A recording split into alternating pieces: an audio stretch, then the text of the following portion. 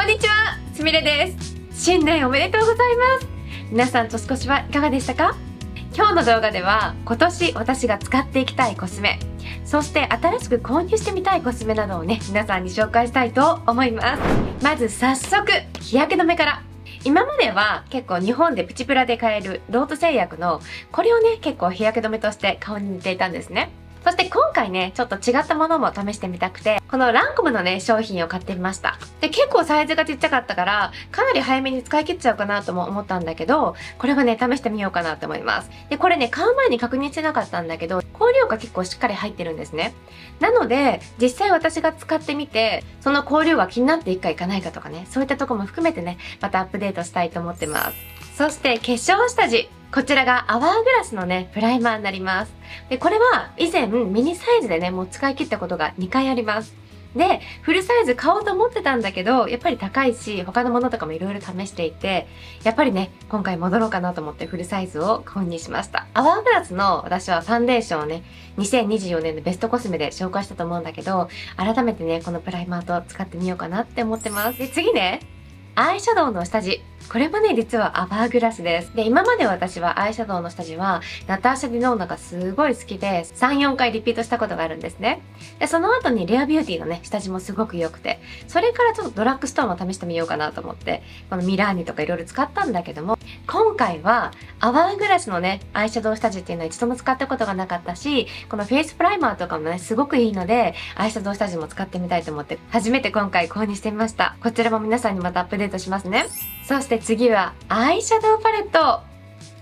メイクアップバイマリオからね、イサリアルアイズシリーズがね、出て、こちらはムーンライトのパレットですね。月の光をね、イメージして作られたものになるんだけど、本当に綺麗なんですね。もうこの輝き、美しさ。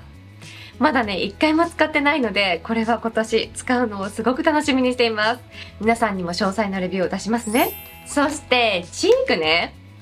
こちら、メイクアップフォーエバーのクリーム状のチークのパレット。で、私が2024年のベストコスメでも出した、このメイクアップフォーエバーのコンシーラーやコントーア、ブロンザー、ハイライトがね、一緒になっているパレットをね、これを紹介したと思うんですが、すごく好きだったので、今回はこのクリーム状のチークが詰まっているものを購入してみました。このメイクアップフォーエバーの HD シリーズっていうのは、とってもね、粒子がものすごい細かいんですね。この HD 対応のテレビとか、あとは 4K とかね、どんどんテレビの画質っていうのが良くなってますよね。それとともに、ファンデーションとかのキメが粗いと、お化粧してる感っていうのが分かっちゃうんですね。で、それを少しでも細かくしてるのが HD シリーズなんですけども、このクリーム状のチークね、とっても楽しみにしています。そして、パウダー状のチークなんだけど、実はね、これは、ナーズのものなんだけど、去年のホリデーではなくて、その前年度のホリデーのものがまだ売っていたんですね。で、2つを比べた時に、2024年のホリデーよりも、私はこっちの方が好きだったので、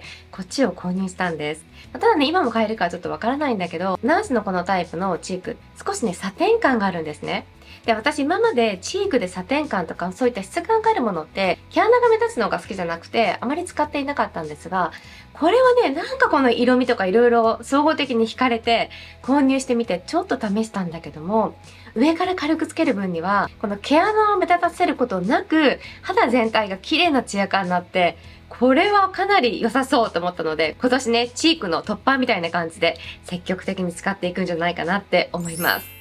で、これもね、ナーズのセッティングパウダーね、ファンデーションをセッティングする時のパウダーなんだけど、結構粉が取れないんです。本当に薄付きだと思う。私の持っている中で一番粉が取れないタイプ。本当にナチュラルメイクを薄くセッティングするときにはこれかなり使えると思うので、今年ね、ファンデーションもいろいろ試していきたいと思うので、こういったセッティングパウダーも一緒に使っていきたいと思ってます。で、あとね、コントーアスティック。メイクアップバイマリオからね、このコントーアスティック結構前から出てたんだけど、購入したのは今回が初めてになります。で、これはこっち側にスティックになっていて、反対側にはコシのあるね、ブラシがついてます。で、私が購入したのはライトミディアムの色なんだけど、結構ね、発売当初は大人気で、在庫切ればっかりだったんですね。最近も落ち着いていて、これもあったので、ちょっと試してみようかなと思って買ってみました。今年試してみます。そして次ね、これはもうね、結構日本でも使ってる方たくさんいらっしゃるかなと思うんですが、シャネルのスティック状のハイライターです。去年私はこのメイクアップフォーエバーの先ほどのね、このパレットに入っているクリーム状のハイライトっていうのを積極的に使っていたので、あまりね、シャネルの方は試していなかったんだけど、今年いろいろと試していきたいと思ってます。そしてアイシャドウパレット。ラネッサマイリックスから1年に一度、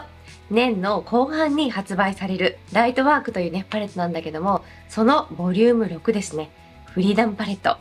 これは皆さんにね、レビューで紹介したと思うんですけども、ラネッサマイリックスのライトワークっていうパレットは、もうみんなに見てほしい。ナチュラルメイクする人から派手なメイクする人まで全員が使えるようなものなんですね。特にこのパレットと前回のパレットっていうのは使えるもので、だいたい年の終わりに発売されて、私はそれを購入してから翌年しっかりとね、そのパレットを使うような形になるんですけど、今年これは大活躍すると思います。そしてね、アイシャドウパレット続きます。ナターシャ・リノーナから出ているロクサパレットとこのジェノンパレットでそれぞれ購入してまだそこまでね使っていなくてレビュー動画も出してなかったんですけど、結構まだまだ寒い冬の時期とか、あとはバレンタインの時期とかもねすごく使えるかなと思うので、今年しっかり使って皆さんにもレビューをねしっかりと共有しますね。そして最後のアイシャドウパレット、こちらビジアートのカラフルなパレットのミニバージョンです。ビジアートのブランドっていうのはもともとフランスでプロのメイクアップアーティストの方に向けてね作っていたブランドなんだけど、今ではね一般の方も買えるようになっていますが、私が大好きなパレットがこのカラフルなパレットなんですね。で、このフルサイズをねずっと愛用してきていて、結構時間も経ったので持ち運びもしやすいこのミニサイズを購入してみました。なので今後はね、こっちの新しい方を使っていくと思います。あとはね、ファンデーションをね、今年探していきたいなと思っていて、今ね、目をつけているのが、いろんな人が口を揃えていいと言っている、フェンティビューティーのこのファンデーションね。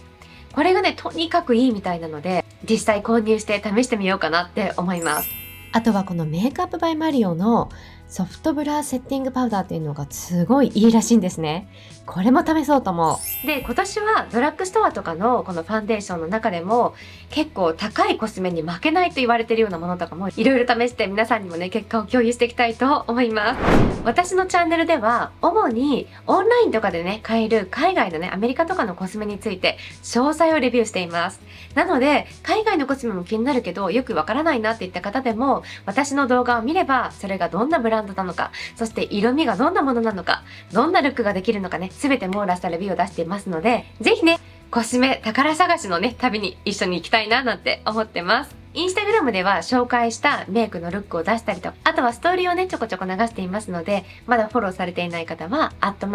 ビューティーアンダーバースミレで検索してみてください。そして私は日本からアメリカに引っ越して2022年からねアメリカに住んでいます。私のアメリカでの日常生活っていうのはまた違ったインスタグラムのページを持っていて、こちらのアカウントでやっていますので、興味ある方いらっしゃいましたらぜひそちらもフォローしてみてください。で、2024年のね、ベストコスメの動画、まだご覧になっていない方は、ぜひね、リンクも貼っておくので、この後にご覧になってみてください。そして今年ね、2025年、皆さんや皆さんのね、大切な方々にとって素晴らしい一年となりますように、心からお祈りしています。改めまして、どうぞよろしくお願いします。それではまた次の動画でお会いしましょう。バイバイ。